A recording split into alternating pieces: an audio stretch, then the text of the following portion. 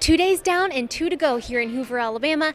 I'm Leah Musgrave with the SEC Roundup presented by J. Witt Construction, providing quality land clearing and forestry mulching services throughout Central and Southeast Texas. If you need land services, find out more at jwittconstruction.com.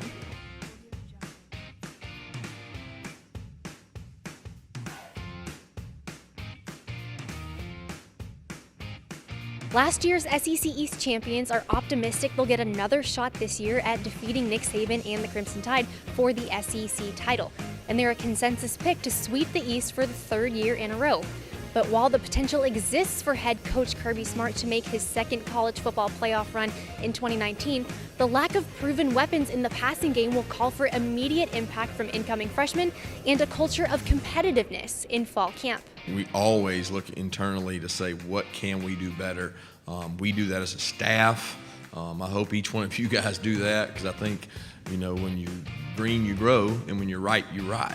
Georgia's 2019 recruiting class finished ranked second in the nation, so reinforcements are on the way to assist in pass catching and pass rushing, two major areas of concern for the Bulldogs following last year.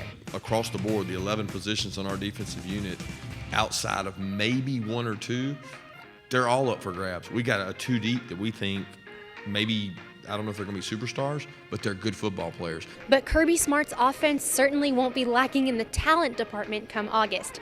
This season, junior quarterback Jake Fromm will be aided by experienced backs and one of the sturdiest offensive lines in college football that together he believes will fuel his entire offense. Very talented rooms who can really help propel this offense, to the next level. So that's really going to help and really take a little bit off these receivers. But I think the receivers are ready to go. The Bulldogs are gearing up for two SEC West opponents both in November, including Texas A&M. Coach Matt Luke followed Kirby Smart at the podium today to discuss his high hopes and expectations for Ole Miss despite heavy losses and uncertainty in several areas on his offense.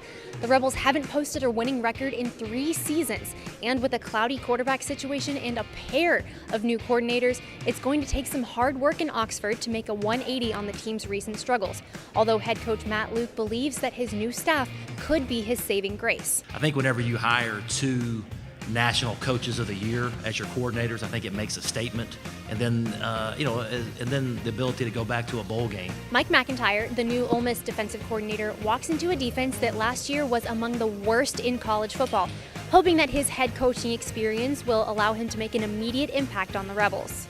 On defense, we're installing a 3-4 defense with Coach McIntyre, but to see them buy in, to see them playing with a chip on their shoulder, a bunch of guys that have played a bunch of football and they're tired of hearing about how bad they are. New offensive coordinator Rich Rodriguez takes over an offense that returns just 3 starters from the unit that was second nationally in total offense in 2018. I really like the direction that Rich Rod is taking it with the attitude and the toughness and the edge. So I think, although we'll be young, I do think we got some very, very talented players that'll be fun to watch. Redshirt freshman Matt Corral will take over for last year's quarterback Jordan Ta'amu, and as if it isn't challenging enough to start in a league like the SEC, Corral will have to deal with an offensive line that is just as questionable and just as young. With an offense, you got a bunch of young, talented guys, and we will be young, but I think this offense is going to be fun to watch. Another team looking to turn things around in 2019 is the Tennessee Volunteers, after finishing last year 5-7 and dead last in the SEC East. Second-year head coach Jeremy Pruitt made it very clear today that his Vols are hoping the offseason gives them a momentum swing to carry them through their fall schedule. I see guys that are kind of growing and developing and are really have an opportunity to turn themselves into some fine football players. So I'm excited about this football team. Tennessee took big steps forward on defense last year, but are now facing the absence of their top 4 defensive linemen. Now the team that ranked 49th in total defense is left punctuated by a major question mark looking ahead. We lose probably a couple of games because mental errors, and we lose a couple of games probably because we maybe didn't fight the way we needed to fight like we did at the beginning of the year. Well, you go back, whose fault is that? That's obviously my fault as a head football coach. While no one expects Tennessee to dominate the East, perhaps a more realistic goal is becoming bowl eligible in 2019. It's not about how many games we're going to win or anything like that, and I know that's how you're measured. It's just about being around the people and how they go to work and how far they've came in the last 18 months. With day 2 in the books, the focus shifts tomorrow to 4 new teams who will take the podium: Alabama, Arkansas, Mississippi State, and South Carolina. For now, from Hoover, Alabama, I'm Leah Musgrave.